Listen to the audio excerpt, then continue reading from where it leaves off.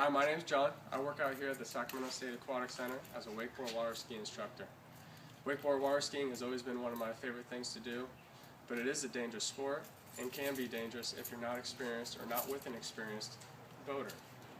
So what I'm going to do here today is I'm going to jump in the boat and show you all the different pieces of safety equipment that you are required to have in your boat by law, and other pieces of equipment that you should have in your boat just in case you run into any kind of dangerous situation while you're on the water that you can get yourself out of if you have these pieces of equipment. So we're going to hop in right now. Okay, so before we hop on the water to go out and wakeboard or water ski or kneeboard, we want to make sure that we're with an experienced boater. An experienced boater is going to know all about the boat, how to drive the boat, and how to take care of the people in his boat, his or her boat, and take care of the people who are sharing the lake with him. So first of all, you want to make sure that you're paying attention to your Coast Guard rules and regulations. First of all, your boat has to be registered, so it's legal to take out on the water. Registered with the DMV, that is.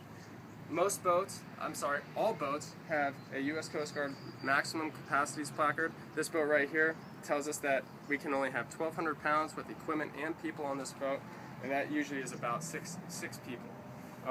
6 people is tight for a small boat like this, but if it says 6 and you're within that weight requirement, you're good. So now that we got the basic boat regulations down, we want to start talking about the equipment that we should have in our boat before we go out onto the water, in case, so we can use our resources in case of any dangerous situations. First of all, fire extinguisher. We have big boats, or big engines on these boats, and we want to make sure that we always have a fire extinguisher in case any small fire starts and we can put it out. Second of all, a paddle. All boats need to have a paddle on them in case your engine dies and there's no one else to help you out on the lake. So you don't have to get behind your boat, swimming and kicking and pushing it all the way back to your dock yourself. Here's another thing, first aid kit. Obviously we're doing a fun recreational sport, but you can injure yourself mildly or severely. So we need to have a good first aid kit on the boat at all times, just in case something happens, so we can plug up the wound or stabilize somebody until they make it to shore. Another thing that we have for safety is if you're stranded, again, your boat dies, maybe you don't have a paddle, you're just too far out to paddle, sound making device. Air horn is what we use on our boats. We use those because in case your boat dies out in the middle of the lake, you can grab somebody's attention with the air horn. Another thing is an anchor. We use anchor and a good amount of rope. Quite often when we're boating, lots of people use an anchor recreationally, which is great to tie up and so you're not floating all over the lake, floating into the shore. That's perfect, but you can also use that in a safety situation. If somebody's in the water, you don't want your boat floating away from an injured person who's laying in the water, you can throw out an anchor if you have time. Also, you want to have a toolbox with just basic tools that you can fulfill little, fix-its with your engine if you have a broken water hose or something like that. That's not just going to put a damper in your whole day. Hopefully, if your basic tools that you have in your toolbox, you can fix the issue out there on the lake and then proceed on with your day.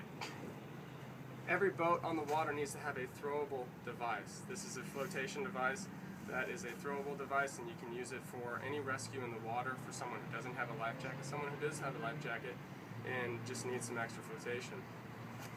When we get out in the water and we're getting ready to ski, one of the main things that we need is a personal flotation device. So right here, I have a couple life jackets, personal flotation device, PFDs. You have to have each person on the boat has to have their own life jacket. So this boat can carry 6 people. If I have 6 people on this boat, I need 6 life jackets that are going to fit everybody. I don't want life jackets that are going to be too big for people, too small for people. They need to fit just right. So that's something you've got to check before you get on the water every time. Also, if we're going to be having a skier, there's 2 rules for skiers. Orange flag. Orange flag is for the observer.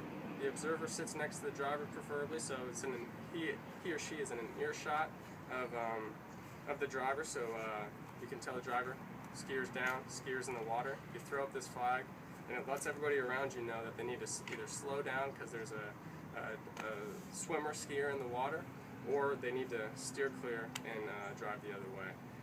Back to the observer, that means we have to have at least 3 people in the boat at all times if we're going to be skiing behind the boat or doing any kind of recreation with the motor running. You need the driver, the observer, who is 12 years of age or older, and the skier back there in the water.